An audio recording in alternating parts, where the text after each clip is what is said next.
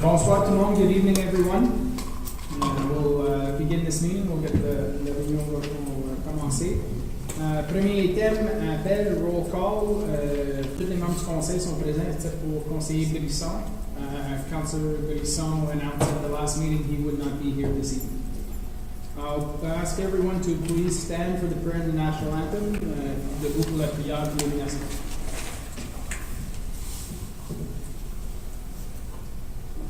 Attendu que le Canada est fondé sur des principes qui reconnaissent la suprématie de Dieu et la primauté du droit, prenons un moment de réflexion personnelle.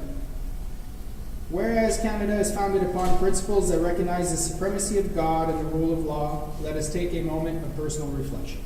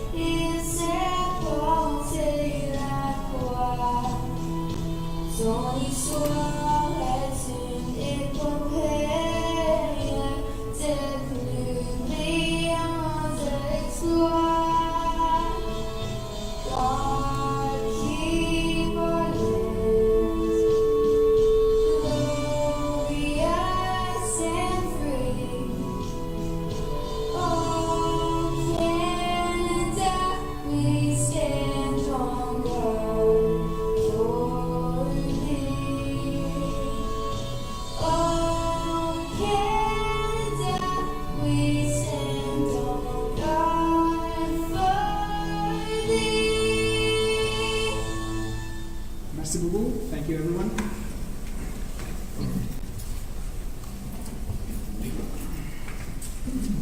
Item 4, item 4, additions, deletions, or amendments. I believe I have an item at 18A, myself, in regards to pedestrian crosswalk. Anything else for members of the council? No? Okay. With that, item 5, adoption of the agenda. Motion to approve the agenda as amended. Need a mover and a seconder, please. Moved by Conseiller Lalonde, seconded by Councillor Tarnowski. All those in favor? Anyone opposed? Carried. Item 6, disclosure of pecuniary interest. Hearing seeing none. Item 7, adoption des procès-verbaux. Procès-verbal de la séance ordinaire du Conseil du 2 mai 2022. Motion d'approuver le procès-verbal tel que présenté. Proposeur Pénapuas, proposé conseiller Tarnowski, appuyé conseiller Lalonde. Question? All those in favor? Anyone opposed? Carried. Item 8, présentation, il n'y en a pas. Item 9, délégation. Délégation présentée par Mathieu, Mault et Muriel Lalonde au nom de Maison Interlude. Soutien financier pour la deuxième étape de la Maison Interlude. Madame Lalonde, je vous invite les deux. Monsieur Mault il n'est pas arrivé encore, mais c'est correct. On avait la présentation, les membres du conseil depuis la semaine passée. Alors, on a toute l'information. On va vous donner l'opportunité d'en parler. Il y a quelqu'un qui avance des... Oui, juste nous laisser savoir quand on va l'avancer. S'il vous plaît, juste... je sais pas si... micro? Oui, parce que le monde qui regarde par le webcast. OK, d'accord. Donc, bonsoir à tous. Mon nom est Sylvie Gravel. Je suis gestionnaire des opérations Maison Interlude House. Je suis en compagnie de Muriel, la directrice générale de Maison Interlude, et Mathieu, qui devrait se joindre à nous un peu plus tard. Donc, avancer. Donc, qui sommes-nous? On est un organisme francophone à but non lucratif qui offre une multitude de services en français et en anglais sur tout le territoire de Prescott-Russell SDG. Notre raison d'être, c'est vraiment de sensibiliser les communautés aux enjeux de la violence faite aux femmes et de soutenir et outiller les femmes vers une vie sans violence. Oui. Donc, en chiffres, annuellement, Maison Interlude, comme vous pouvez voir, je n'irai pas en détail parce qu'on n'a pas beaucoup de temps, mais c'est environ 1000 appels à la ligne de crise par année. C'est 30 femmes, 25 enfants qui séjournent à l'hébergement. C'est plus de 600 demandes de services en externe, donc au service d'approche. Et tout récemment, dans le cadre de la COVID, on a mis une plateforme en ligne pour que les femmes puissent nous rejoindre, soit par clavardage ou texto, parce qu'elle était toujours en confinement avec le bizarre. Et c'est seulement Prescott-Russell. Il y a eu 2123 textos et je vois pas de 334 demandes par clavardage. Ça, c'est le territoire qu'on trouve, donc les 5 comtés. Donc, le projet de maison de deuxième étape, c'est vraiment un projet qui est en développement depuis 2012. On avait en tête de développer un projet de même parce qu'on s'est aperçu au fil des ans qu'il y a des femmes qui revenaient souvent à l'hébergement, donc qui avaient besoin de plus d'encadrement à plus long terme.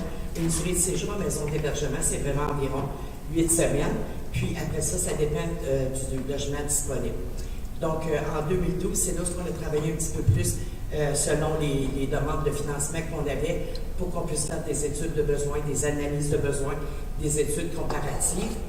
Donc, ce qui nous a emmené aussi à consulter, on a eu une consultation quand on vous parle du projet avec M. Power, qui avait été aussi le même consultant pour le centre Michel Forget.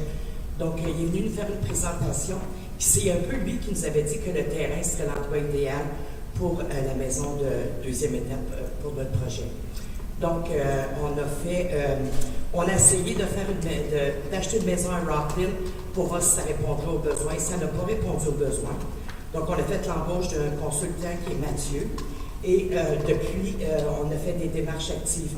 Donc, on a tout ramassé, l'information de compléter la demande avec SCHL. On a fait les analyses de terrain, les plans architecturaux, tout ça c'est prêt, puis on avait 32 lettres d'appui et on a soumis la demande en janvier, le 31 janvier 2021, je ne me trompe pas, 2022, je ne me trompe pas, c'est avancé. Malheureusement, notre candidature n'a pas été retenue. Donc, nous sommes revenus à la tâche. On a eu des discussions avec notre représentant SCHL. On a vérifié, on a fait des demandes de contributions financières au niveau des CUPA. Je ne rentrerai pas en détail. Mathieu va vous en expliquer plus en détail tantôt. On a fait aussi une demande de financement à Canada's Homeless Strategy. On a fait des demandes de soutien à la municipalité ici dans le Brun. Et on a aussi toutes les lettres d'appui. Il y en avait 32 qu'on avait soumis, qui venaient de la police, des secteurs de l'école, des intervenants communautaires, des organismes communautaires, députés fédéraux, provinciaux et toutes les membres des municipalités. On peut avancer. Donc, les prochaines étapes, c'est qu'on veut vraiment resoumettre notre candidature qui est due pour le 31 mai. Ensuite, ben, on se croise les doigts. Notre souhait, ça serait vraiment qu'on puisse être en mesure d'inaugurer notre maison de deuxième étape dans le cadre du 40e anniversaire de Maison Interlude en 2023. Donc, la maison de deuxième étape, c'est vraiment le besoin. Donc, ça répondait à un besoin de manque de logement à travers le Canada. Et aussi, ça répondait à un besoin des femmes qui reviennent dans nos services parce qu'ils n'ont pas été en mesure de briser le cycle de violence parce que le temps est trop court en maison d'hébergement. Le contexte, c'est vraiment dans le cadre du manque de logement au Canada. Et ça fait aussi partie du plan de sécurité et de bien-être communautaire des municipalités de Prescott-Russell. Ça répond à 2 domaines des 7 qui sont le domaine de la violence et le domaine de logement. Et ça, c'est en lien direct avec les services de Maison Interlude. Les demandes de logement social, il y en a beaucoup, c'est à travers notre clientèle que les demandes se font. Puis aussi, Maison Interlude siège sur ce comité depuis les tout débuts du comité de santé, sécurité et bien-être communautaire et on fait encore partie du comité à titre dans les groupes de travail. On peut avancer. Donc, pourquoi un logement de transition, comme je disais, c'est vraiment pour donner plus de temps aux femmes de transitionner vers une vie sans violence en leur permettant d'avoir un encadrement pendant une période de 12 mois avec tous les services pour développer ses compétences parentales, budget, comment tenir un budget, comment être une citoyenne impliquée dans sa communauté. On peut avancer. L'objectif, c'est des dotés de ces habiletés-là. Et on peut avancer. Le fonctionnement, donc, ils font une demande, quelqu'un qui veut avoir accès à un logement à travers notre maison de deuxième étage, ils font une demande, ils ont des critères de sélection, puis s'ils sont acceptés, ils signent un contrat d'1 an, ainsi que pour la location et aussi pour leur démarche active. Ensuite de ça, il y a de l'accompagnement durant les 12 mois de l'année. Et à la fin, au départ, on les aide vraiment à transitionner dans la communauté, soit sur un marché, sur un logement privé ou logement Ontario, ou ça pourrait être parce qu'ils vont déménager dans une autre localité, mais souvent, ils vont se relocaliser dans la communauté où ils ont développé des habiletés et des compétences. On peut avancer. Je vous ai mis hypothèque et budget, donc au niveau national, provincial et selon nos études qu'on a fait faire, les différences, la plupart des maisons d'hébergement sont propriétaires. Ensuite, pour le fonctionnement, ça dépend des maisons d'hébergement. Il n'y a pas de subvention au niveau provincial qui vient pour le fonctionnement des maisons d'hébergement. C'est sous import du Québec, où ce que les autres sont subventionnés à 28 000 $ par année par unité. Mais dans les autres, c'est vraiment des levées de fonds et tout pour les coûts d'opération. Mais la plupart ont eu des prêts non remboursables auprès de la SCHL si les conditions sont respectées. Donc, j'ai mis à titre informatif. On peut avancer. Puis, je vous ai mis aussi un comparatif. Donc, on a Amy's Next Step Housing et Robin's Home. Ça, c'est des 8 unités et 16. 18, oui. 8 unités et 18, c'est des 12 mois au niveau de la location. Puis, pour Amy's Next Step, c'est vraiment. Attendez, je me souviens. Okay. Donc, Amy's Next Step reçoit un financement municipal pour le programme, puis ils vont avec des levées de fonds pour les coûts d'opération. Au niveau de Robin's Home, qui est 18 unités, c'est la même affaire, 12 mois, puis c'est indexé sur le revenu pour le prix du logement.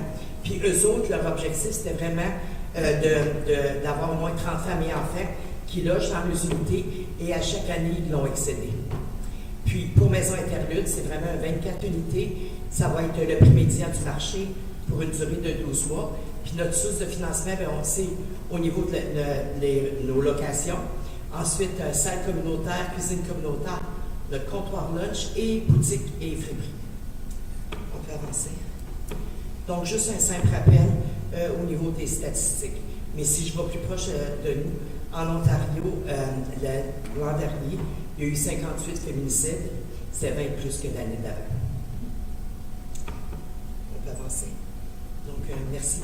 Je laisse la parole à Mathieu. Merci beaucoup.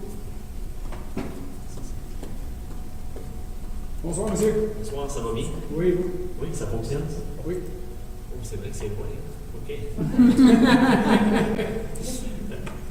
c'est vrai, je peux regarder ici. Donc, je voulais juste faire une brève présentation du projet pour que vous puissiez voir les éléments de design aussi, et puis ainsi que le financement du projet. Donc, on peut changer de planche. Donc, les faits saillants du projet, donc 24 unités, des 1, 2 et des 3 chambres, sur 3 étages. On a travaillé avec le zonage pour faire sûr qu'on respectait ce type de bâtiment-là. Verdure et puis un aire de jeu pour les familles. Donc, on a vraiment voulu maximiser, plutôt que garder l'espace vert et faire sûr que l'empreinte au sol du bâtiment soit le moins visible possible.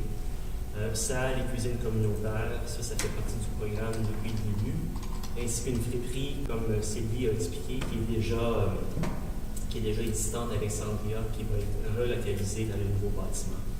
Et puis un appui administratif de la Maison Interlude sur place. Ça fait partie du programme. Prochaine planche. Okay. Donc, au niveau des sources de financement, comme vous pouvez voir, vous m'entendez?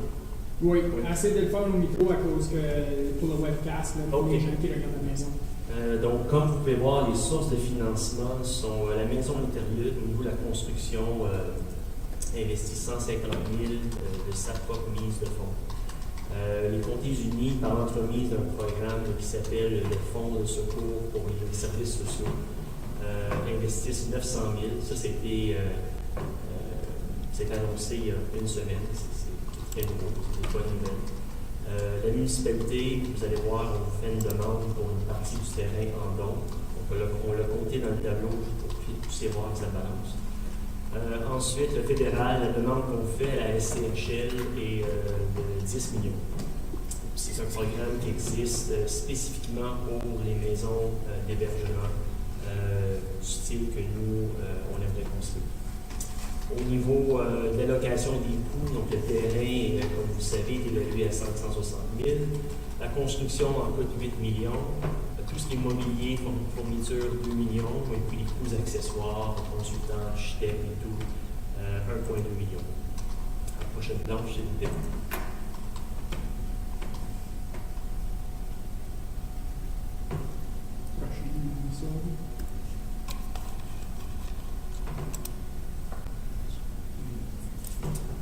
Donc, la demande qu'on a à la municipalité, ça a deux volets.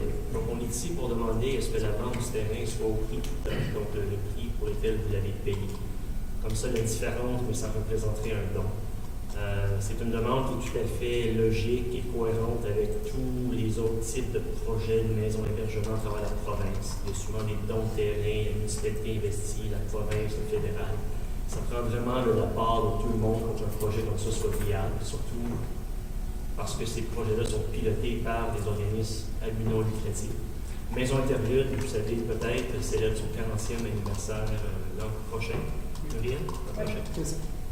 Donc, c'est vraiment un projet phare sur lequel la maison travaille maintenant depuis 3 ans.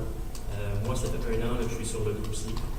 Et puis l'autre volet de notre demande, ça serait qu'il y ait un transfert du terrain avant le 31 mai d'une façon créative, qu'il y aurait une rétrocession automatique qui veut dire que si le terrain pouvait être dans les mains de la Maison Interlude, il y aurait une clause qui dit qu'il est rétrocédé à la municipalité si jamais le financement de la SCHL n'est pas obtenu. Donc c'est sans risque à la municipalité. C'est agressif, on pense que c'est dans 2 semaines, mais pour une raison que j'ignore, la SCHL semble être très acharnée sur ce point-là qu'on détienne le terrain. Que même un offre d'achat sans condition semble ne pas être assez fort pour eux. Ils nous ont plus ou moins dit que si ce n'était pas le cas, mais qu'il y avait plusieurs autres projets pour qui, eux, appartenaient le terrain, avaient le bon zonage, avaient le financement. Donc, si on veut être retenu, c'est une façon qui va nous aider à obtenir le financement. Tout le reste, on croit qu'on a une demande qui est très compétitive, donc on a confiance qu'on va avoir le financement. Donc, on est ici ce soir pour vous faire cette demande-là. Donc, soit la vente du terrain au coûtant et puis le transfert avec la possession. Prochaine planche. Voilà. Donc, ça me fait plaisir de répondre, que ce soit moi, Sylvie ou Muriel, à n'importe quelle question que vous puissiez avoir. Parfait, merci beaucoup. Conseiller Lalonde, question? C'est une question pour le sud de Mme Tremblay. On this project, we're talking about, Mr. Mault mentioned the aspect of other projects having zoning in place and you own the property and that's why you need an ownership transfer. But I don't believe zoning is complete yet on this as part of the conditions of purchase to begin with. So I don't think you're going to be able to achieve that aspect of it by then unless I'm missing something. Mr. Fong, Madame Tremblay. So yes, you're correct, but the appeal period for the zoning bylaw amendment is ending on May 16, which is tomorrow. However, the county still need to send a notice of decision for the official plan amendment, which I spoke with the person responsible at the county. Is supposed to be issued either, it was supposed to be today or tomorrow. So we still have a 20-day appeal period, which would fall. I've requested if it would be possible for them to issue it as soon as possible so that we could meet the May 31st. And as of today, we have not received any appeals on that? So the answer is kind of tricky in a sense that for zoning we didn't. However, there's still a 20-day period of appeal for the official plan amendment. And the zoning doesn't come in effect even if we don't receive an appeal until the official plan. The official plan is the first amendment that needs to be approved. So there's still technically a 20-day appeal period in effect for the official plan amendment. D'autres questions, commentaires? Councillor Cronasco? I'd just like to know, au niveau du budget que vous avez présenté, est-ce que ça inclut les contingences, contingencies? OK. On fait un classe D, un consultant. Donc, on a des contingences. C'est une bonne pratique et c'est un prérequis aussi pour le programme de financement de la SCHL. Okay, merci. Other questions, comments? Je sais, en regardant votre présentation, vous avez fait mention de Mr. Power, qui a fait vos études. Je trouve ça intéressant justement parce que Mr. Power, il était là pour l'expansion du centre Eugène Forget, puis je m'en rappelle avoir des discussions avec lui, puis avec des membres de l'administration du centre Eugène Forget, qu'eux autres, ils recommandaient ce terrain-là pour une phase 3 éventuellement du centre Eugène Forget. Ça fait du sens que ce terrain, même centre Eugène Forget, regardait à faire une expansion sur ce terrain-là. Alors, deux organisations à but non lucratif, je ne suis pas surpris que ça a été considéré aussi.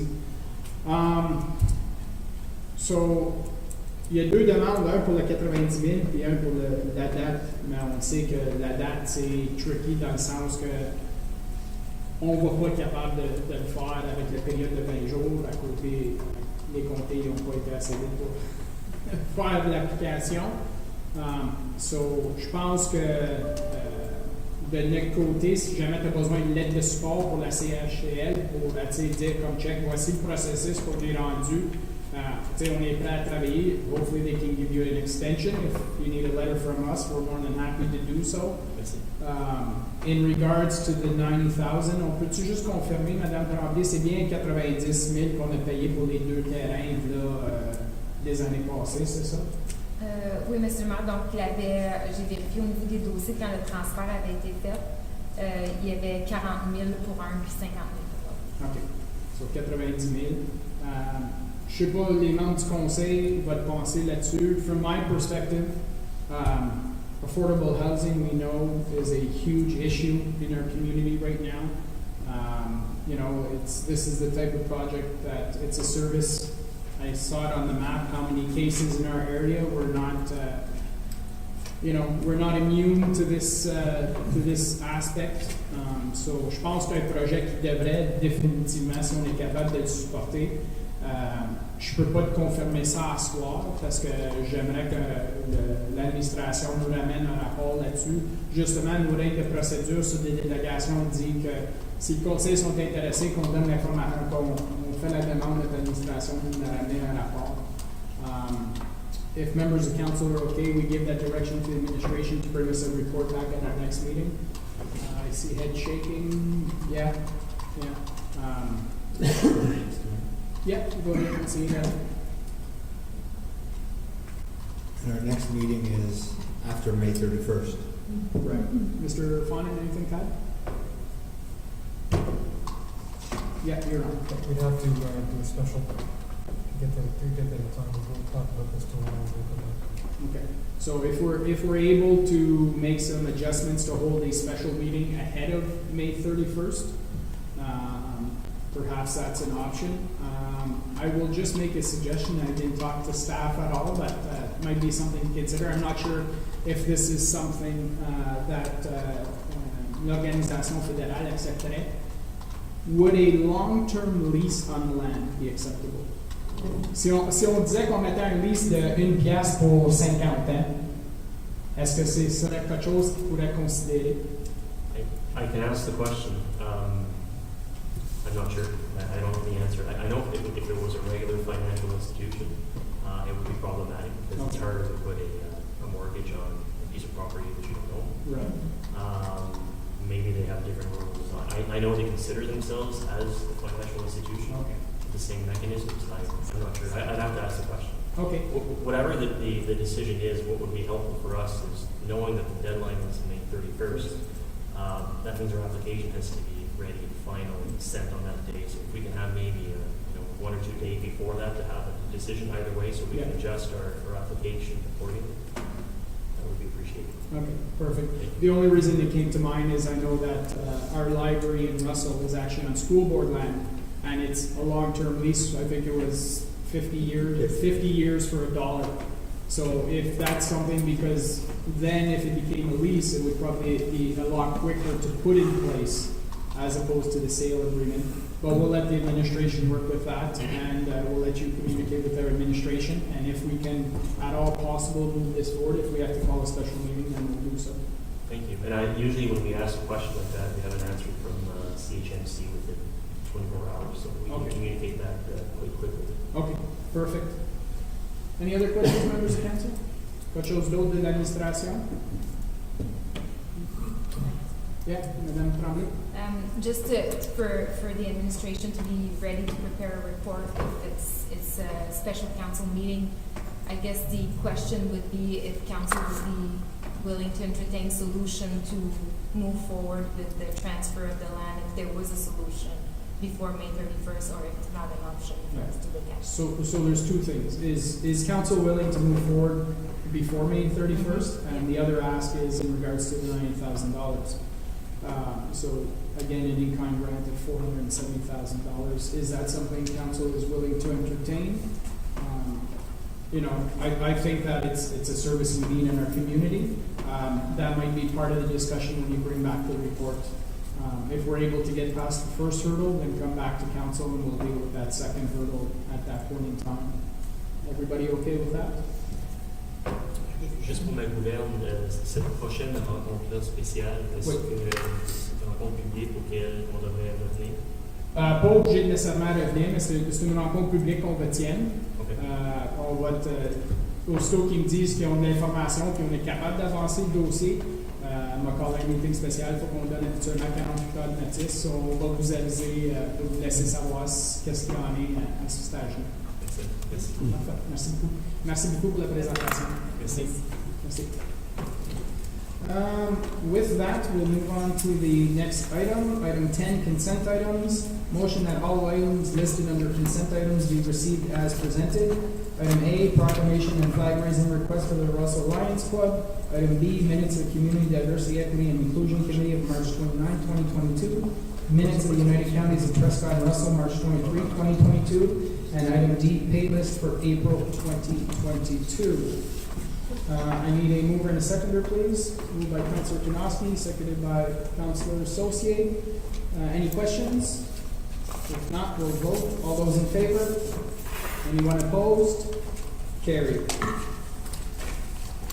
Avec ça, le prochain item is we're moving forward with item 12 will be addressed at this time. Switch over. Reports from an investigator or the ombudsman. This is in regards to item A, Integrity Commissioner Inquiry Report 001-2022, letter to council report, final inquiry report as amended. Monsieur Lacombe. Oui, bonsoir. Bonsoir, ça va bien? On a tous eu le rapport, alors I guess you're going to give us a brief summary. That's right. And then members of council, if we have any questions or comments, we can speak to those. Absolument. Perfect. Bonsoir. Excuse, on est webcast. On a juste demandé que vous rapprochiez le micro pour que les gens nous entendent. Ça va? Juste avancer ou tirer le micro vers toi, ça va aller bien. Ça va comme ça? Oui, c'est mieux. Merci. Bonsoir tout le monde. Mon nom est Jean-Jacques Lacombe. Je suis le commissaire à l'intégrité. I'm the Integrity Commissioner for the Township.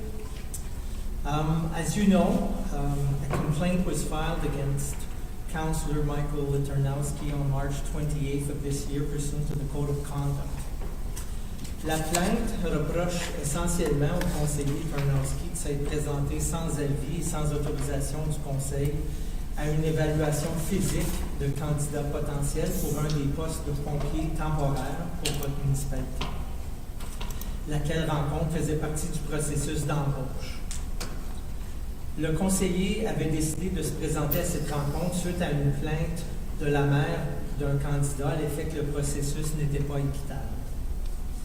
In the course of my investigation, a second potential breach of the code of conduct was discovered in that Councillor Ternowski also communicated with the Russell Human Resource Department to make general inquiries about this hiring process, wherein he named a particular candidate as an interested candidate. As it turned out, the candidate was the child of a friend of the councillor, and to which the councillor admitted. Je n'ai pas l'intention, comme indiqué tantôt, vous avez eu la chance de voir le rapport, donc je n'ai pas l'intention de revoir en détail tout le contenu du rapport. J'ai conclu essentiellement qu'il y avait deux infractions au code de conduite ainsi qu'au code de procédure de la municipalité. Premièrement, quant au code de conduite, in the first instance, the conduct of the councillor by attending the physical testing portion of the hiring process could reasonably be, and in fact was interpreted as an attempt to use his influence as a councillor for the benefit of a friend or the child of that friend. Même si le conseiller n'a pas activement tenté d'influencer le choix du candidat en argumentant explicitement en faveur du candidat, sa seule présence à cette rencontre, jumelée avec d'autres faits circonstanciels qui sont discutés plus longuement dans mon rapport, font en sorte qu'il a enfreint l'article 2 du Code de conduite. In the second instance, the councillor also breached the same section of the Code of Conduct when he communicated by email the name of the candidate to the Human Resource Department when he was asking general information about the hiring process. Once again, it could reasonably be interpreted as an attempt to use his influence as a councillor for the benefit of a friend or the child.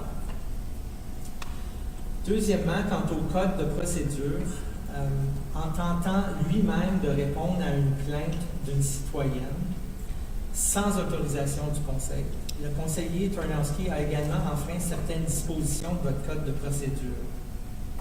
Il est important de noter que votre code de conduite prévoit spécifiquement qu'un bris du code de procédure constitue également un bris du code de conduite, ce qui évidemment peut mener à des sanctions. Le code de procédure prévoit clairement la marche à suivre lorsqu'un élu reçoit une plainte d'un citoyen. L'élu doit faire parvenir la plainte directement au directeur général. Plutôt que d'agir ainsi, le conseiller Ternowski a décidé d'investiguer lui-même la plainte pour s'assurer que le processus était équitable, contrairement à l'article 5.1.4 du Code de procédure. Section 6.1.3 of the same procedural code also provides that no member of council has the authority to direct or interfere with the performance of any work of the administration of the Township of Russell, and that all inquiries shall be directed to the office of the CAO. Clearly, by attending part of the hiring process, the councillor interfered with the performance of the task of the administration, which was the hiring of firemen, and thus he also breached this section. Section 5.1.4 of the same code also provides que toute question ou plainte doit être dirigée au directeur général. Encore une fois, le conseiller ne l'a pas fait et en agissant comme il l'a fait, il est également en bris de cet article du Code de procédure. Comme indiqué dans mon rapport d'enquête, une conduite semblable à celle du conseiller Ternowski est malheureusement trop commune. Les élus, souvent, désirent personnellement répondre aux inquiétudes des concitoyens et leur prouver qu'ils travaillent pour leur bien-être. Because the councillors' actions were not as severe as they could have been under similar circumstances, in the fact that there were obviously no threats, promises, or actually any words pronounced to favor this candidate, the fact that the councillor is a first-time councillor, I believe that the councillor's behavior does not warrant a more severe sanction, and I recommend to council that they simply reprimand Councillor Ternowski. I thus recommend to council that they adopt my recommendation. Thank you for your attention and the opportunity to present my report. Merci, Monsieur Lacombe. Councillor Fanoski? Thank you, Mr. Mayor. So I would like to start by acknowledging Mr. Lacombe's report and thanking him for his due diligence in this matter. I take full responsibility for my actions and acknowledge the accuracy of his findings. Although I acknowledge my actions and the IC's conclusions, I categorically deny ever intending to influence the hiring process. Having said that, I would like to provide some additional context. I full-heartedly recognize that I'm not qualified to recommend firefighting staff. Interfering with this could put lives at risk. I would never consider doing that. My goal in watching the testing on the morning of February 26 was purely to understand the difference between male and female physical testing requirements. I had no other intentions. As the report highlights, upon arrival at the fire station, I asked the chief if it was okay for me to be there and that I had no issues leaving if it was not appropriate. I would have left had I been told to. There was a process, had I been told to, there was a process to follow. I'm not stating this to blame anyone or excuse myself. I'm just simply restating it. During my observations of the two individuals completing their physical tests, one by a female candidate and another by a male candidate, at no point did I ever say anything or interfere with the said testing. After learning about the test, as explained by the now retired fire chief, I simply observed from a distance. I left feeling satisfied that the physical testing process was fair between men and women, and never spoke to the fire department staff after that. My interest in ensuring a fair process of recruiting female firefighters was made clear early in my tenure as a councillor, when in a public meeting I asked both chiefs if there were female firefighters within our volunteer firefighting team early on in my tenure again. You'll note in Mr. Lacombe's report that I chose not to respond to the complaint when it was brought to my attention. This is because I actually reached out to Mr. Lacombe over 2 weeks before any complaint was ever filed against me. When I was advised that my actions may be interpreted as interference, I was horrified and voluntarily reached out to Mr. Lacombe right away to present the situation and seek advice. This was initiated in an email back on March 9th, 19 days before any complaint was ever filed against me. I was then, as I am now, fully prepared to take responsibility and be accountable for my actions. Having provided this additional context, I once again acknowledge the accuracy of the facts presented by the Integrity Commissioner and take full responsibility for my actions. Everyone that knows me recognizes that I strongly value honesty, integrity, and accountability. So I apologize for writing to the HR office to inquire about positions available within the fire department, now understanding that this could have been perceived as trying to influence the hiring process. I apologize to retired Chief Duhamel and the other firefighters at the station that day, now recognizing that my actions could have been interpreted differently than what was my intent. Finally, I would also like to acknowledge and apologize to Monsieur Richard Vadet, acting CAO at the time, who had to deal with this situation. I have to say he did this with great professionalism and it was very much appreciated. Now that I've acknowledged and apologized, I would like to conclude by offering some additional thoughts that I learned through this process. Our procedural bylaw sections 513, 514, 613 are indeed often misinterpreted, as Mr. Lacombe mentioned. Misinterpreted or misunderstood. Since being elected, I've observed the common practice by council members of regularly contacting the department heads relating to operational concerns or complaints that we receive from residents. According to 514-613, every single one of these communications should go through the CAO, and therefore every single one of these phone calls or emails can technically be considered a breach of procedural bylaw. Learning from this experience, I think the following considerations could also be made. So i.e., in the future, perhaps revising the bylaw, provide training for councillors, especially first-time members such as myself, immediately at the beginning of our term. Just having us read it obviously was not good enough because I certainly didn't get the importance of it. Provide department heads with training to better understand what councillors can and can do, and ensure that we have, as a group here, have an environment where the department head would feel comfortable in advising council members that this, or the CAO, that actions are potentially breaching bylaws, procedural bylaws. Hopefully some good new practices can come of this. I once again apologize to all the members that I listed before, and to council members as well, and to members of the public for these actions. Thank you for providing me the opportunity to comment. Thank you very much, Councillor Karnowski. Questions, comments, members of council? With that, Conseiller Larin. Thank you, Mr. Mayor. It's more on the back end of this. It's, you know, the recommendations, and I think I waxed on poetically about this years ago when we brought this through. But I think that, and I'd like to ask council to direct Mr. Fawnin to look into this more and to have more information in the code of conduct going forward for the next council, at least, for this council to put into place for the next council, is actually what are reprimands, right? Because in terms of breaches, it just says you have the option of a reprimand or financial implications. But it doesn't say what the reprimand should be, could be, is.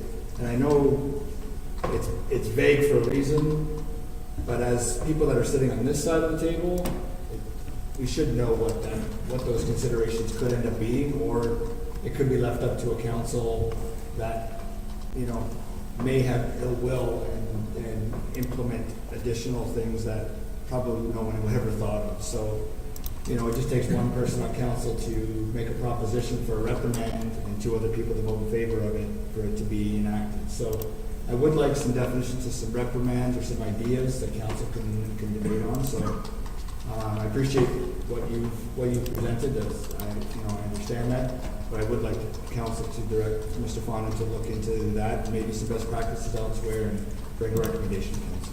Thank you very much, Councillor Larin. I tend to agree that, look, when we put this code of conduct in place, it was a new document, it was a new policy that we never had to deal with. And yes, there was tons of conversation back then. And I can say for myself, I tend to agree, when you're a first-time councillor, there is quite the learning curve. There is a fine line.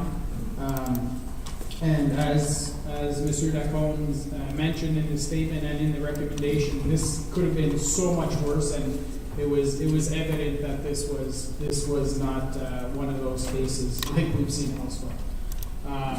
So I tend to agree with Councillor Larin and Councillor Tarnowski that we should be relooking at having our new CEO look at the procedural bylaw, the code of conduct, based on your experience, Mr. Fawnin, if you could perhaps bring back some suggestions on how to improve those in the future.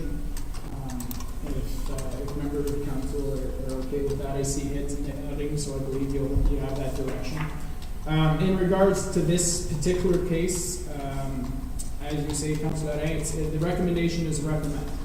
And there is no definition of what a reprimand is. But from my perspective, Councillor Tarnowski has made a public apology, and I am willing to accept that and move on. I think that it's not as egregious as it could have been, and I think there was no ill will there. It was just a member of council who was trying to help understand and deal with a resident, which we've all been there. And you didn't go 20 feet across the line. It looks like your pinky toe touched across the line. So, but it is what it is. So if members of council are okay with that, I would look for, the recommendation is that council receive the information purposes the final inquiry report dated May 4, 2022 from Mr. Jean-Jacques Lacombe, the Integrity Commissioner for the Township of Russell, with respect to files 001-2022 regarding Councillor Tarnowski. So I'll need a mover and a seconder to put that on the table, and then I will make an amendment recommendation. So moved by Councillor Larin, seconded by Councillor Sosi. I would make an amendment, and that the recommendation be hereby accepted. An apology from Councillor Panofsky is sufficient as a recommend. Do I have a seconder or mover and seconder? Councillor Lalonde, seconded. Councillor Saucier. So we'll vote on the amendment. All those in favor of the amendment? Anyone opposed? Okay. And then anything to add, Mr. Fawnin? No, thank you for the direction. We will undertake some consultations up there, a few places I can check to provide clarity, which will come back when we Okay, perfect. With that, Councillor Lalonde? Yeah, just going to ask through Mr. Mayor, Mr. Fawnin, maybe you might bring the microphone a little bit closer for the people at the back to hear the information. So they're not the best mics, so you kind of have to go really close to them to get some power in your voice. lifelong jobs. See, I don't have that. Perfect. So we have the resolution on the table as amended. If there's no further questions, I'll call for those. All those in favor? All those opposed? Carried. It is now. Merci beaucoup, Monsieur Lacombe. Plaisir. And hopefully we don't have to see you again anytime soon. The lesser the better. The lesser the better. Bonsoir. Bonne soirée. With that, we will move on to item 11, 11, rapport des départements et comités du Conseil. Item A, demande de retrait de l'application du contrôle des parties des lots, rapport PD 2022, entour du règlement numéro 16, 2016 rue d'Elme à Embrun. Questions, comments, members of council? Anything to add from the administration? Pretty standard stuff. Conseillère associée? So this is for all of them here, right? Or Just item A. just item A? Okay, no. Okay, perfect. With that, we'll move on to item B, zoning bylaw amendment report PD 18-2022. Part of that council received report PD 22-2022 dated May 16, 2022, and approved as recommended by the Planning Advisory Committee the zoning amendment application submitted by Taggart Investments Inc. for the following. 1. From residential 1A holding to residential 1B holding. 2. From residential 1A holding to residential 1B exception 1 holding in order to reduce the rear yard setback from 7.5 to 6 meters. Item 3. From residential 1 holding to residential 3 holding. Item 4, from residential 1A holding to residential 3 exception 55 holding to reduce the rear yard setback from 7.5 to 6 meters. And from residential 1A holding to open space.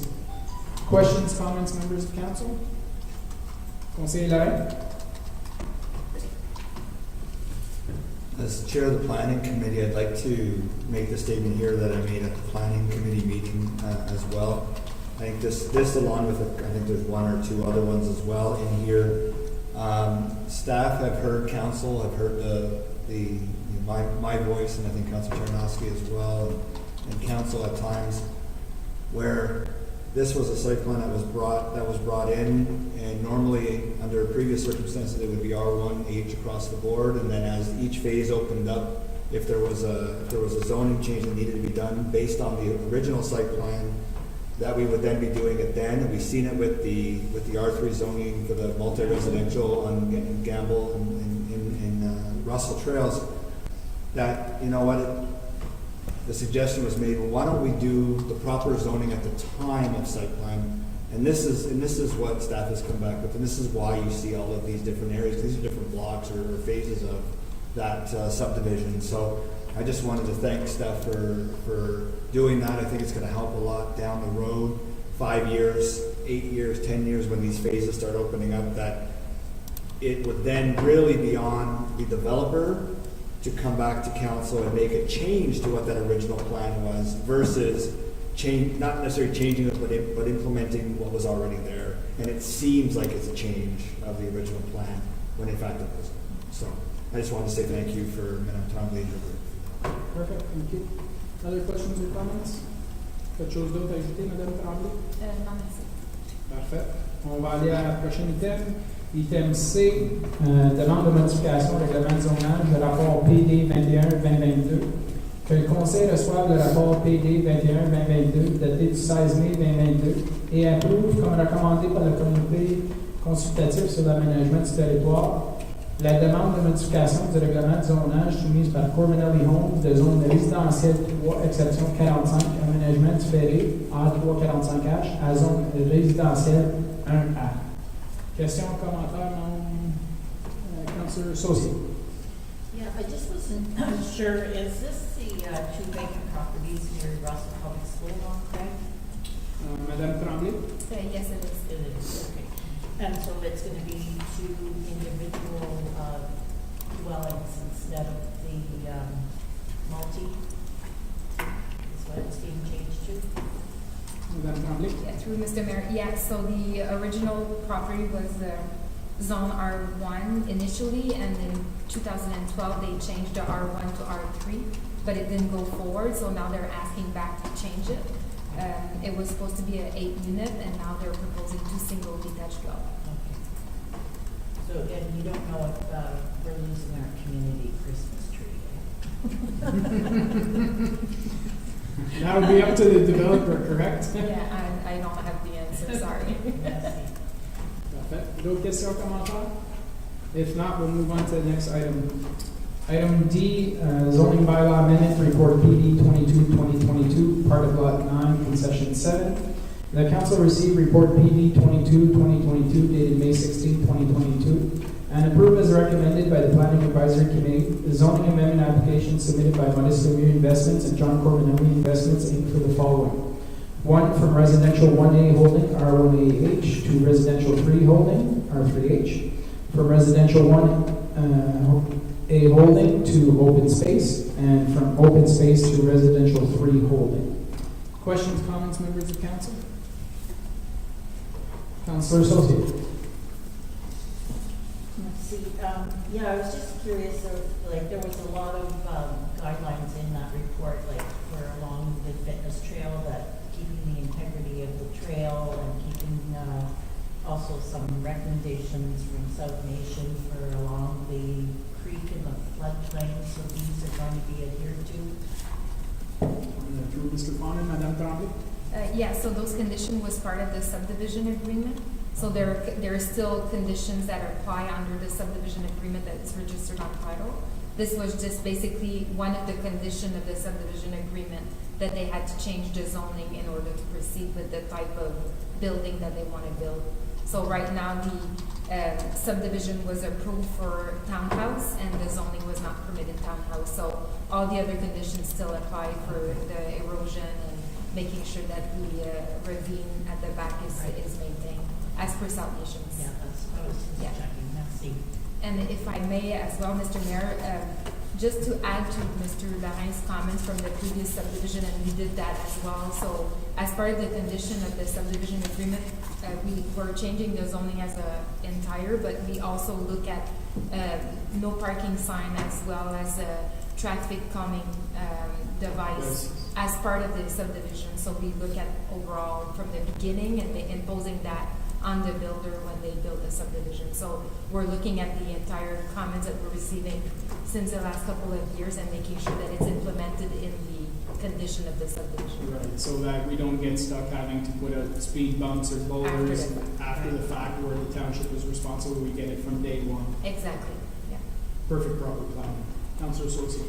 Yeah, and there was also the, I'm just wondering, is it still in the plan? Like, I know we were talking about closing off Blay Street, and then they're talking about an entrance on Blay for this subdivision. Like, will that?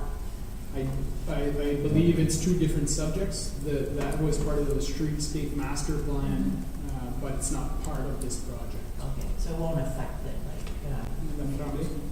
Through Mr. Mayor, so yes, it's 2 different studies. So the streetscape master plan was recommending to move forward with that, but we didn't at this point. However, the builder, as part of their traffic impact study, they did look at the streetscape, and they're proposing a one-way in order to mitigate the streetscape master plan as well as part of the subdivision.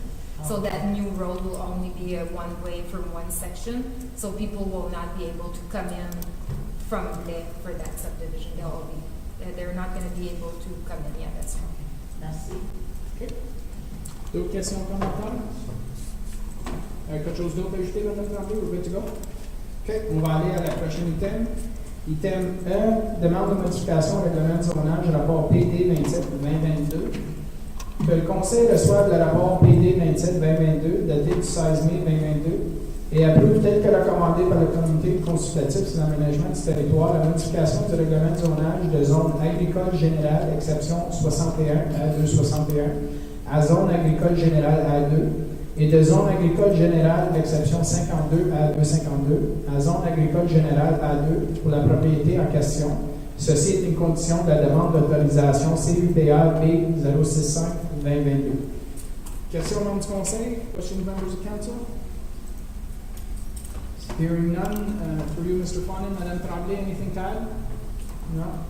Okay, on va aller à la prochaine item. Next item, item F. Zoning bylaw amendment, report PD 28-2022. The council received report PD 28-2022 dated May 16, 2022, and approved as recommended by the Planning Advisory Committee the zoning bylaw amendment so that zoning bylaw number 2018-094 be amended for the severed and retained lots described as part SE Quarter Lot 13, Concession 1 being Part 1 on Plan 50R 8137, Parts A, 2, and B2 on Map 2 from restricted agricultural, exception 13, A113, to restricted agricultural A1. This application is a condition of severance application B0124-2021. Questions, comments, members of council? Quelque chose d'autre à ajouter, Mme Tremblay? Non? Prochain item. Item G. Demande de modification au règlement de zonage, rapport PD 34-2022. Que le Conseil reçoive le rapport PD 34-2022 daté du 16 mai 2022 et approuve, comme recommandé par le comité consultatif sur l'aménagement du territoire, la modification du règlement de zonage au règlement numéro 2018-94 pour la propriété en question pour changer le zonage de zone résidentielle 3A3 à zone résidentielle 3, exception A350. L'exemption spéciale est pour identifier que la ligne de terrain attenant la rue Saint-Jean-Baptiste comme la ligne avant du terrain. Questions, commentaires au nom du Conseil? Anything to add, Madame Tremblay? Perfect. We'll move on to the next item. Item H, Sewage System Management Agreement with SNC, Report PD 42-2022. The Council received Report PD 42-2022 dated May 16, 2022, and approved this report and agreed to renew the contract with South Nation Conservation to provide sewage system management. Questions, comments, members of council? Anything to add from the administration? This is just a renewal of the contract in place. I don't think we're equipped to start doing that on our own, and I'm sure we're too busy to try and start doing that on our own. Madame Tremblay? No, we'll keep South Nation for this one. Yeah, kind of figured. Perfect. Yeah. Thank you very much. We'll move on to the next item. Item I, taux d'imposition finaux 2022, rapport FS 16-2022. Que le Conseil reçoive le rapport FS 16-2022 daté du 16 mai 2022 et adopte le règlement proposé établissant les taux d'imposition finaux 2022 pour toutes les catégories et qui prévoit une augmentation de taxes de 2,5% telle qu'approuvée par le Conseil avec le budget 2022 et que les montants additionnels collectés soient alloués au plan financier du complexe récréatif. I'll ask first that we remove this item. We'll vote on this one separately. But questions, comments at this point in time? Councillor Tarnowski. So just I would like a confirmation from Mr. Eadie, perhaps. So in my understanding of the rates for 2022 on the cost per $100,000 of value, we're still substantially lower than it was between 2007 and 2014. Is that correct? Like I see that we're approaching like the 2015 rate. Monsieur Godin? Oui, merci, M. Maire. Bonsoir, je suis dans le français. You're correct, c'est correct. Merci. So as a follow-up, is it a fair conclusion that our growth has been like, because obviously we're spending more money each year with inflation and so on, with additional costs and growth. Is it fair to say that one could conclude that Township is effectively using that growth to kind of manage like our increased staffing and so on? Is that Mr. Fawnin and Mr. Bedet? Through you, Mr. Mayor. So, yes, growth is a major component of our increased expenses. We do still increase taxes a bit every year, even though the rate doesn't necessarily go up a lot. The value of the properties do, so we do have some extra revenues there as well. But growth definitely is a major component. Merci. Conseiller Lang? Yeah, I'm glad you're asking me to remove this, because I think we should have discussions on where the 111,000 should go to. So, I don't know if you want me to introduce that here, or introduce it at the... We can do it after. Yeah, let's do that. Any other questions, comments? Pas de choses d'autres à ajouter, Monsieur Bedet? Non, merci, M. Maire. Okay, parfait. Item J, item J, 2022 Q1 Financial Report, January-March, Report FS 17, 2022. The council received Report FS 17, 2022, dated May 16, 2022, and acknowledged receipt of the first financial report for 2022, covering the period of January to March 2022. Questions, comments, members of council? Councilor Janowski? Question for Monsieur Godet. I've got a couple of questions actually. So revenues for specific functions are up about 40% from last year. So I think they have 900, just shy of 950,000 versus 677,000 last year. Can you explain if this has any impact on our overall budget? Because that's a pretty substantial increase. Is that going to have further impacts or compounding impacts over the rest of the year? Thank you very much, Councilor Janowski. Through you, Mr. Fawnin, Mr. Godet. Through you, Mr. Mayor. No, that's a good question. So we did look at all the major variances in that column where everything that was over 20% was analyzed. The major variances here are as per predicted in the budget. So there were some grants and whatnot that were a lot different than previous years, or different scenarios. And also, as is always the case with the first quarterly report, it's oftentimes a question of timing of when we receive certain monies from, again, grants that are not always predictable.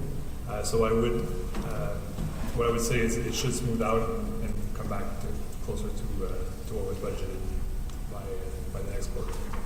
So you're saying this is a period, like it's just a time? That's correct. Okay. Second question. So on the expense side, our admin expenses, according to that, were budgeted at for 2022 at 3.46 million versus actual 2021 at 3.99 million, so just under 4 million. So it's a decrease, which kind of surprised me. And I'm not sure if I made a mistake there or something. But in any case, when I compare 21 actual to March for admin expenses, 21 actual was just shy of 500,000 versus 22 actual, which is 615,000, which is an increase of 23%. So in terms of admin expenses, are we going to be lower than we were last year at the end of the year, or are we, as we're going right now, higher by 20% than last year? Mr. Godet? Through Ms. Mayor. So I would say that based on the numbers we see here, we would be a bit higher than 2021, given that the same quarter last year was lower. We often see in the expenses in the last quarter, they're going to go up a lot because there's a lot of, included in those expenses are transfers to reserve, which are kept for the end of the year when we do finalize all our year. Okay, that makes sense. D'autres questions, commentaires? Anything to add, Mr. Godet? Non, merci, M. Maire. Parfait. Avec ça, on va aller au prochain item, item K, modification du budget d'infrastructure, rapport AM 03-2022, que le Conseil reçoive le rapport AM 03-2022, daté du 16 mai 2022, à titre d'information. Question, members du Conseil, questions, members of council? This is for the capital budget amendments. Hearing none. Anything to add, Mr. Godet? Non, merci, M. Maire. Okay, with that, we will move on. Item L, addition to the Vehicle Fleet Report AM04-2022. The Council received Report AM04-2022 dated May 16, 2022 and adopts the addition of this vehicle to the 2022 budget as proposed in the financial implication. Questions, comments, members of Council?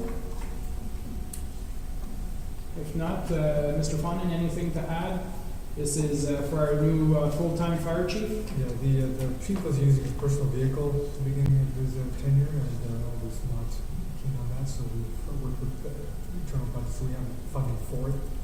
But we want to get something in place fairly quick. Perfect. So we're not looking at a smart car.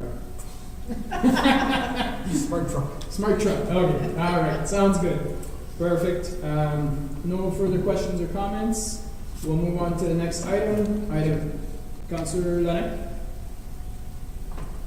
Just to confirm, the funds are coming from development charges, and that's, growth is paying for the fact that we've added this position into the structure, and that we now will have that in our fleet. Correct. Is Monsieur Bourgon? Mr. Mathieu, exactly, Councillor Lorrain. It was part of our DC study. Normally, that process will happen during the budget discussion, but just now that council move forward with the new position of one fire chief, that's why that's coming up in front of council at this time. So we planned appropriately, and now we're just implementing the plan that we had in place. Exactly. Yeah. Just it was quicker than expected. And also, if I can add, we're following the steps of our fleet policy that was adopted by council earlier this year. Perfect. Thank you very much. With that, we will go on to the next item, item M. Demande d'exemption au règlement sur le bruit, rapport PIC 08-2022. Que le Conseil reçoive le rapport PIC 08-2022 daté du 16 mai 2022 et approuve tel que recommandé dans ce rapport la demande d'exemption au règlement sur le bruit présentée par l'Association des loisirs communautaires d'Embrun de 23h à 1h du vendredi le 17 juin 2022 au samedi le 18 juin 2022 et de 23h à 1h du samedi le 18 juin 2022 au dimanche le 19 2022 pour permettre des activités musicales extérieures. Question, commentaire, membres du Conseil? This is something that we haven't seen in a little bit, but I think we're well overdue that we have to start having those community activities. Quelque chose à ajouter through you, Mr. Fonin, Madame Bourdeau? Comment le standard? Okay, perfect. There's no questions. We'll move on to the next item. Item N, Refreshment Vehicle Bylaw Report PIC 09-2022.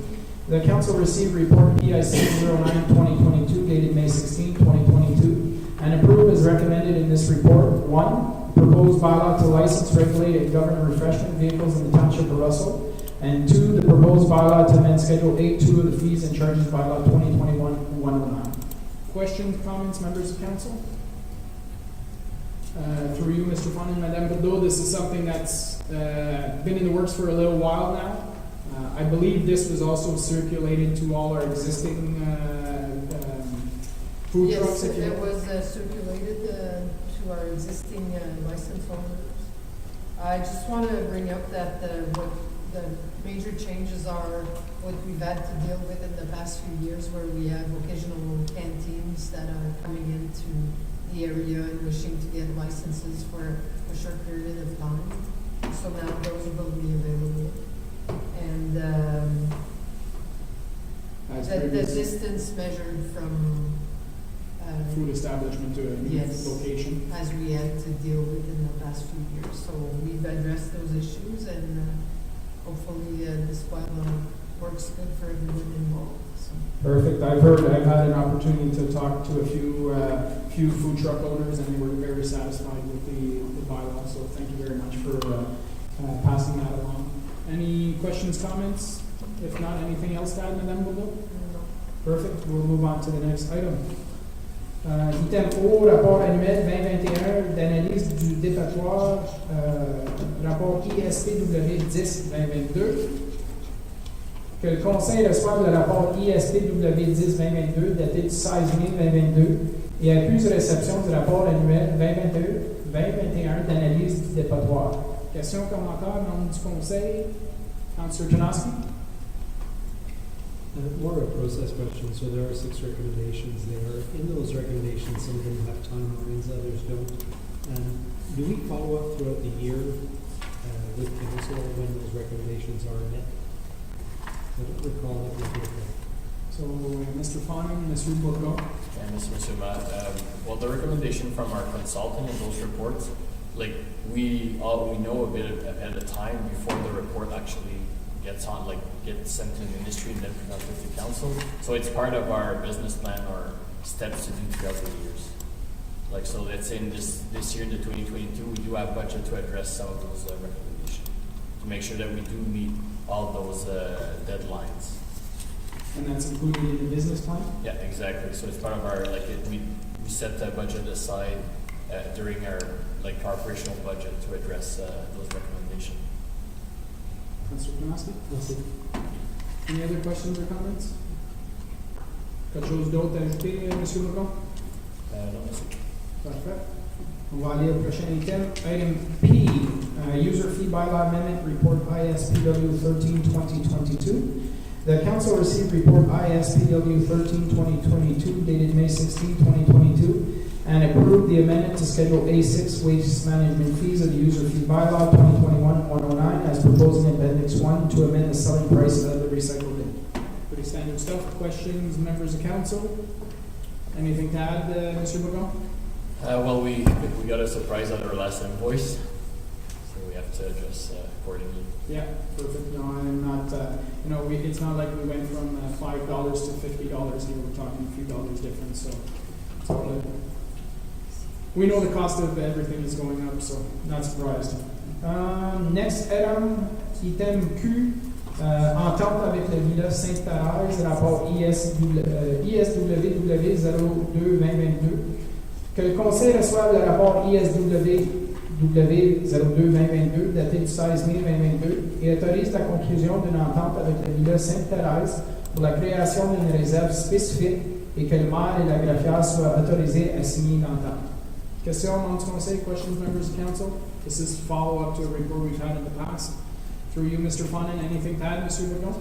Non, merci. Si les membres du Conseil sont d'accord, je vais pouvoir préparer la documentation, signer l'entente pour que, dans le fond, que la Villa Sainte-Thérèse puisse aller de l'avant avec leur réparation. Puis on va mettre de notre côté pouvoir mettre en place une réserve spécifique pour leurs besoins et puis rencontrer les exigences du ministère. Parfait, merci beaucoup. Next item R, Festival License for a Special Event with Alcoholic Beverages, Candidate Report CL04-2022.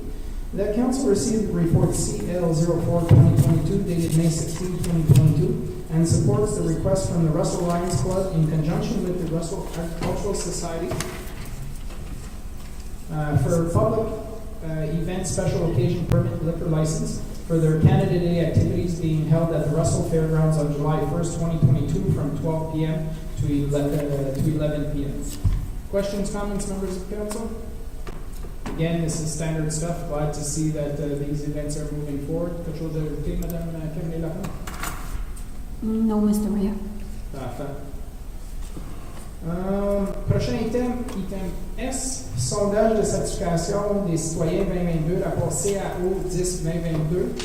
Que le Conseil reçoive le rapport CAO 10-2022 daté du 16 mai 2022 pour information. Questions, commentaires, membres du Conseil? Seeing none. Anything to add, Mr. Fong? We recommended to postpone this. It wasn't quite ready yet, and I think the timelines between now and August just don't allow for a proper review to conduct this. We prefer to wait. Perfect. Thank you very much. On va aller au prochain item. Next item T. Community Diversity, Equity and Inclusion Committee Recommendation 2022-001, Territorial Land Acknowledgement Statement. The Council received the recommendation 2022-001 dated May 10, 2022 from the Community Diversity, Equity and Inclusion Committee and adopted proposed Territorial Land Acknowledgement Statement. Question, comments, members of Council? Councillor Associate. Do we have on this committee Native representation? No? We do have a member who is Glenn, his father, I believe, is a chief out west. Merci.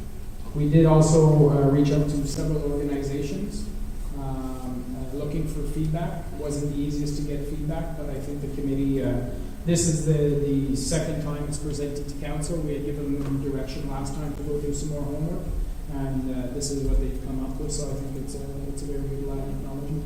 So, anything to add from the administration at all? Councillor Associate?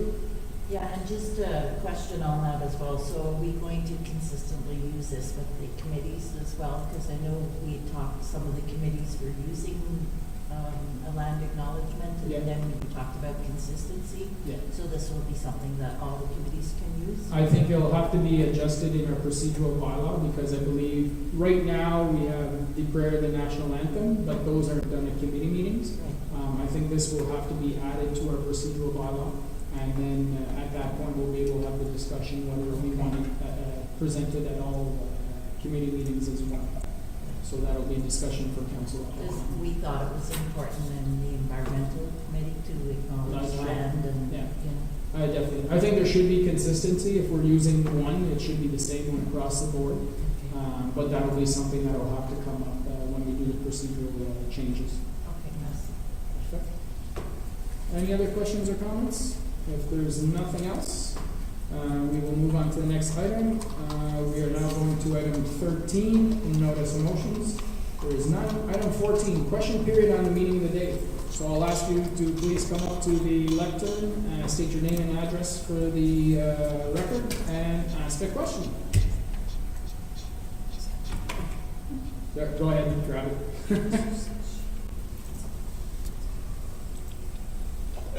Good evening, Mr. Mayor, Council. A couple of questions. The first one, I'll get rid of quickly. It's concerning the land acknowledgement. Yes. I read the report by Carl Sohn, and it states that we here in the Township of Russell are part of the Crawford purchase. If that's true, why do we use the word unceded in the land statement? So in the land in the land acknowledgement, there is two sections. We talk about unceded, and we also, let me just grab it here. The other section is not a problem. Yeah. It's just saying we're on unceded land Of when the we're part nationality. of the Crawford purchase. So it says the territorial land acknowledgement statement. We acknowledge that we are on the unceded territory of the Anishinaabe. You don't have to get used to saying these, and the traditional lands of the. I can't say it. I don't want it. But I mean, this was in regards to a specific question. I won't have an answer for you on that. Okay. I was just wondering why we said that when we said Crawford purchase, whatever. And it was specifically a section in Carl Sohn's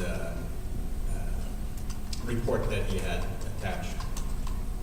The next question I have goes back to the Councillor Tarnowski report.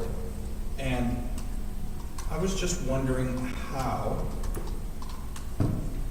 the council, and I quote from the Municipal Act, it is the role of council to ensure the accountability, transparency of the operations of the municipality, including the activities of senior management of the municipality.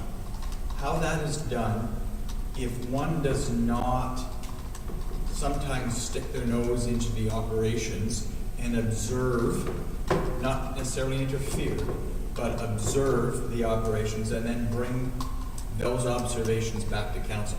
I don't know how you write that into a bylaw, but I think in this instance, and you just stated, is the role of council, not individual council members. But an individual council member has to bring things to council. Yes, so things have to be brought to council. In this case, for example, is in regards to the process, a hiring process.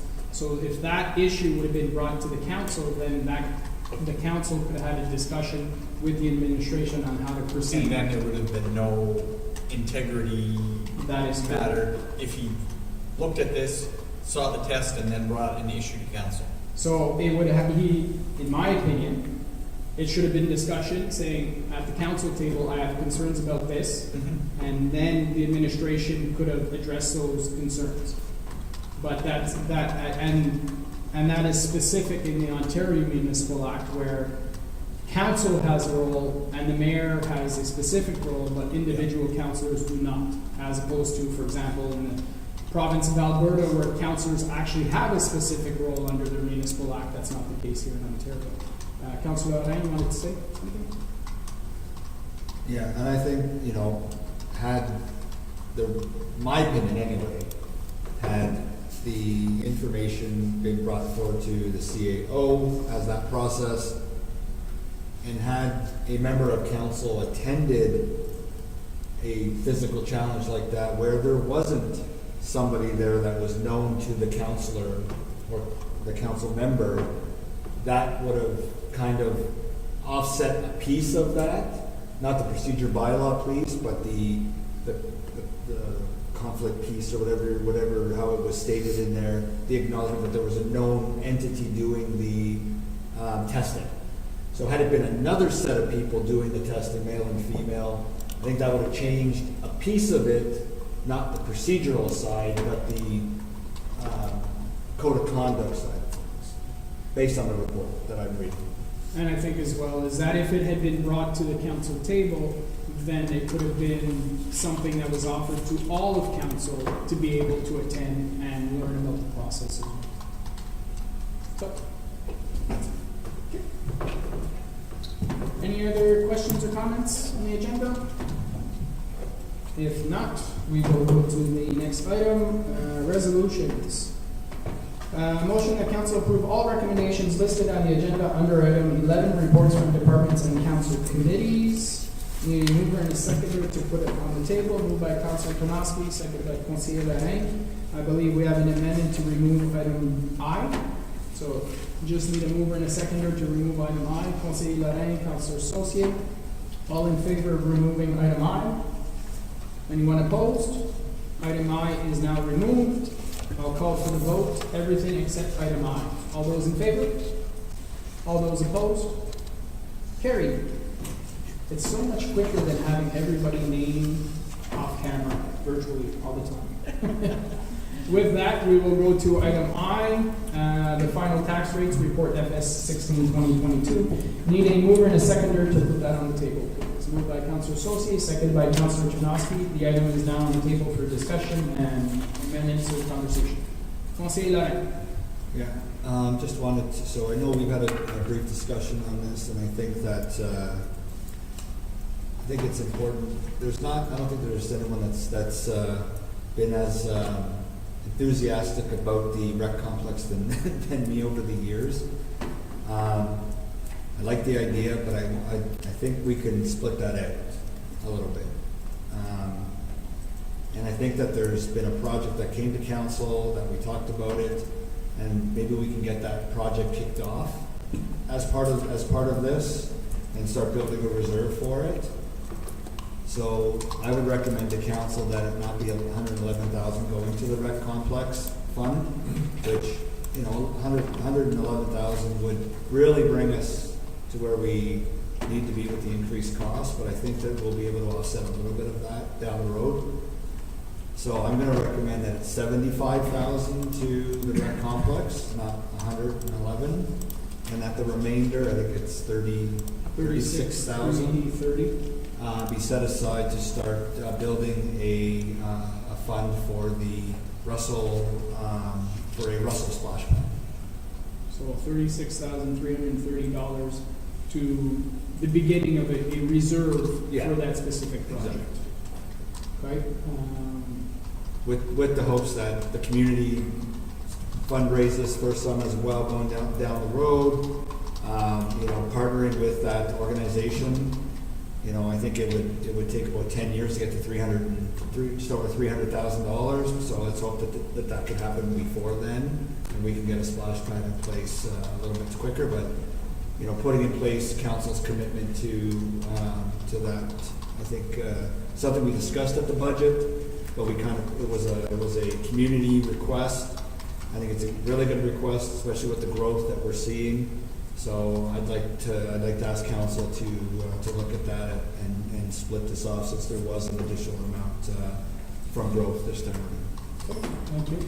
And I don't think if I remember to my first term of council, Back when we did something similar with the splash pad in Embrun, we had put 25,000. We had put 25,000 for the skate park as well, and that kind of started the ball rolling for some community fundraising and getting some funds in. The good news, the good news that I see of this is that it is 36,000 annually now going forward to build that reserve, whereas those ones were one time 25,000 to start the program. So the long, I mean, like I said, it could take up to 10 years to get to over 360,000, but let's hope it doesn't take that long. I mean, that we get some community support on that, and we get that built sooner rather than later. But I think we've got a good base we can start with.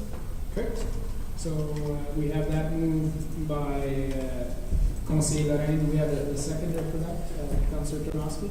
So, okay, so the amendment is on the table. Any other questions or discussions on this? Through you, Mr. Fon and Monsieur Godin, any issues from your side of things on that? It's still staying in recreation, ultimately? Thank you, Mr. Mayor. So no issues on our end. As stated in the report, this is additional funds that we hadn't projected. So having that extra 75,000 for the rec complex definitely helps reduce the burden on the low portion of the project. And it's an opportunity, like we said, to address some of the needs. Perfect. So we have that amendment on the table. So besoin que je le dise. So I'll just read it off. So the council received report FS 16-2022 dated May 16, 2022, and approved the proposed bylaw establishing the 2022 final tax rates for all categories, which sets a tax increase of 2.5% as approved by council for the 2022 budget, and that the additional amount being collected be allocated to the recreational complex financial plan. So I guess we'll tweak that second section, that that an additional amount of 75,000 being collected be allocated to the recreational complex financial plan, and that the difference of $36,330 be put into a reserve for a future Russell Village splash pad.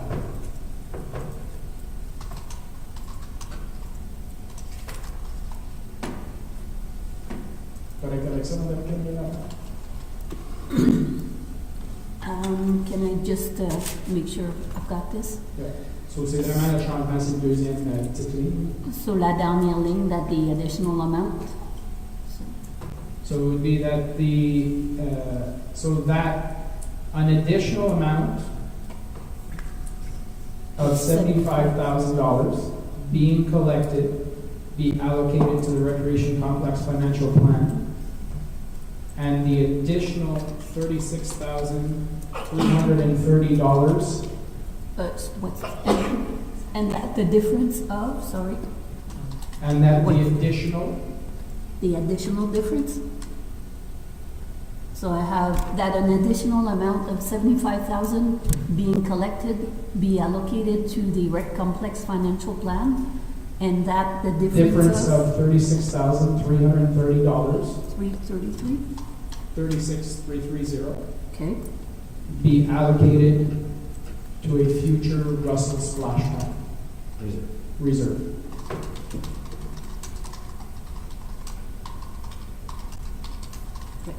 Good? Yep. Member mover and seconder are okay with that wording? Councillor Letter? Yeah. Okay with that wording, Councillor Janowski? Okay, so we have that amendment on the table. All those in favor of the amendment? All those opposed? Carried. Any further questions on the resolution as amended? If not, I'll call for the vote. All those in favor? All those opposed? Carried. Avec ça, on va aller au prochain item. Mr. Mayor? Yes. Does this change the bylaw at all? No. The bylaw. Okay. Avec ça, on va aller au prochain item. Résolution numéro 16, bylaws. Motion that council approves bylaws 2022-054 to 2022-064 inclusively for first, second, and third reading as listed on the agenda. Need a mover and seconder to put on the table. Moved by Councillor Janowski, seconded by Councillor Lalonde.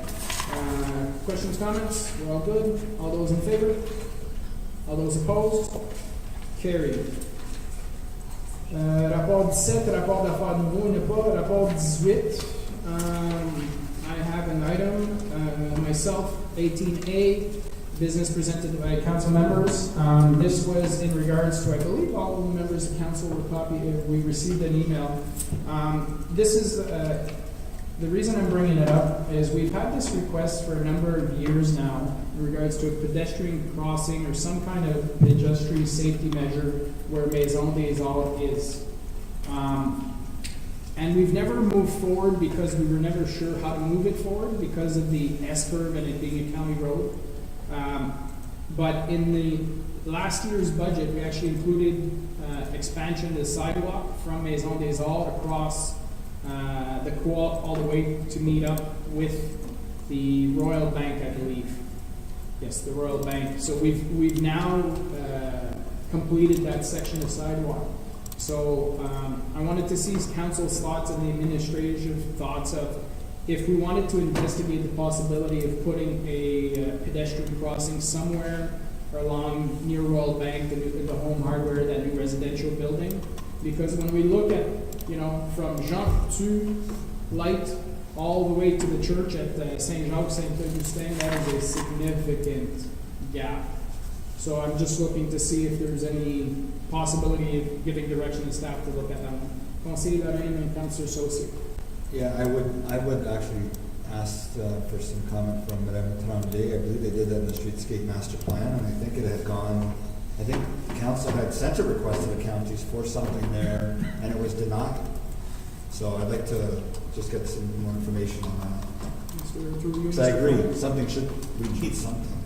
Madame Tremblay. Yeah, maybe I'll start and maybe Jonathan would add to my answer, but yes, it was a section that was looked at in the Streetscape Master Plan. There was, I think, 2 or 3 options that was entertained, and we did have a discussion back then with the county and with Monsieur Bourgon regarding ownership of the county and as well. So we had an entire discussion regarding that, and especially at that corner because of the layout of the street at that specific location. But I don't know if Jonathan wants to add as well. Monsieur Bourgon. So yes, the Streetscape Master Plan was looking at some crossing. Since then, the county actually put in place some specific funding for those type of crossing. I got confirmation that the county may still have budget for that specific item. So there's maybe opportunity for full administration to discuss further possibility. I know in the last few years we did work more on our pedestrian safety plan and those type of items. So yes, it's something we could look more with the county and bring back a report because there was no resolution sent at that time because the intersection itself at Blais, that specific one was denied, but just to look to implement something along the corridor. Okay. So would council be able to give in direction to the administration to bring back a resolution, have discussions with the counties, bring back a resolution for council's consideration?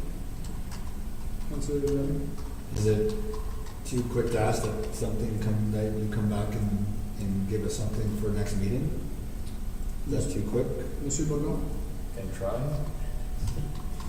He will do his best. How would we give that direction, and if we can't, then let us know, but hopefully that we can have something for council at the next meeting. Councilor Sosa? Yeah, just from that letter that we did receive, and I've seen it myself, where people, they just can't get across to Maison des Arts, and they're standing there, and you've got all the traffic coming out from Play, and now new subdivision going in, it's even going to be busier.